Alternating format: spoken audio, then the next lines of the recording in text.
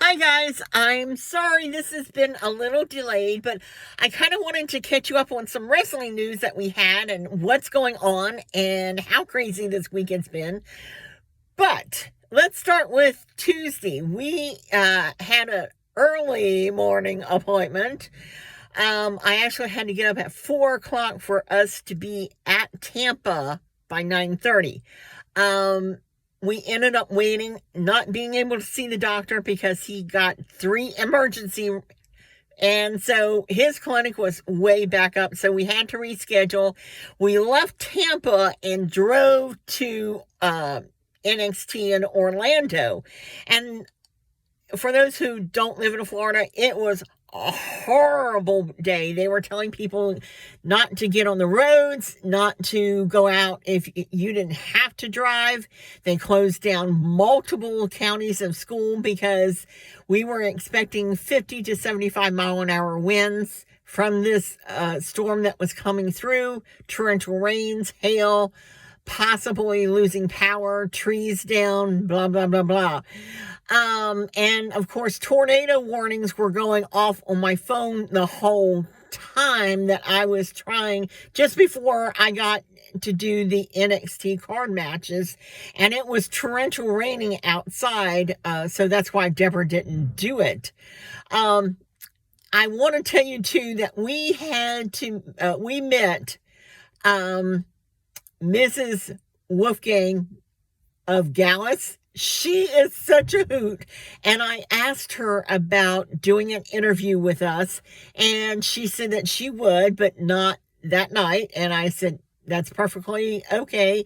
She's a wrestler too, and she is in the States, and I'm curious to see what she had to say about, where she wants to go, and her future plans as a wrestler.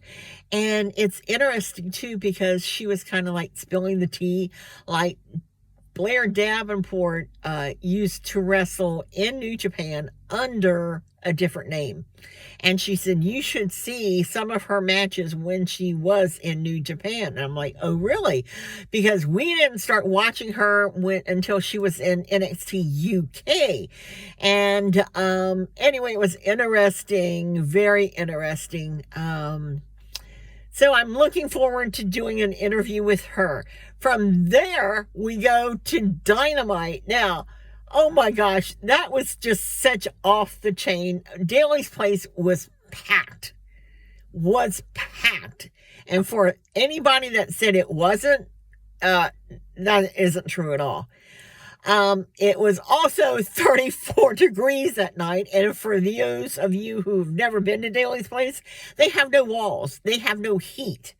They have a roof. They have ceiling fans. They have stadium seating, but there's no heat. So, they were just taping up a storm. They did ROH, and then they did Dynamite, and not many people left after that, I have to say. And then they started taping Rampage, and then even after Rampage, people were not leaving. And Tony, you don't get to see commercials during those tapings, both at NXT or AEW. And he vowed to, not let it be 2 years since they have not been back.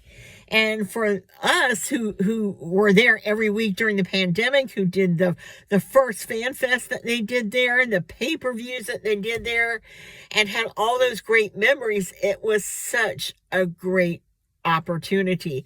So he claims that he's going to bring Collision home to AEW, and I can't wait. He did not give a date, but I'm excited about this. And that he said at least once a year he would promise to be back at Daly's place. So yay, I'm excited about that. The other thing that was interesting about that night is that I don't know if a lot of the matches that they were taped that I haven't seen. Now, I haven't seen Dynamite on TV yet, so I could see the whole thing. And the matches that they did are not in order. They're never in order, which is kind of crazy because the amount of photos that I took, you have to go through all, like, if I took 150, usually like in NXT, I take 120 photos per taping, and I probably took more than that there.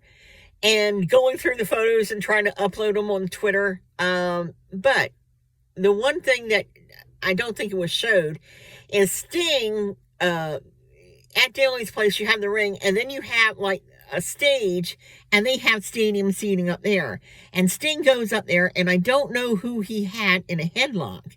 And he goes down and he drops him, and he goes backwards on the table, but he kind of overshot it where his head and the back of his shoulders hit the floor. And Ric Flair went out to him. Doc Samson went out to him because it was a while, and I do mean a while, before he was moving, and he didn't stand up right away. And he kind of crawled to the ring. He got into the ring and laid on the ring floor several minutes. Doc Samson went back and checked on him again. Ric Flair checked on him. Other people checked on Sting. And he finally got up, but you could tell that something wasn't right. Maybe he knocked the wind out of himself. I don't know. They didn't say.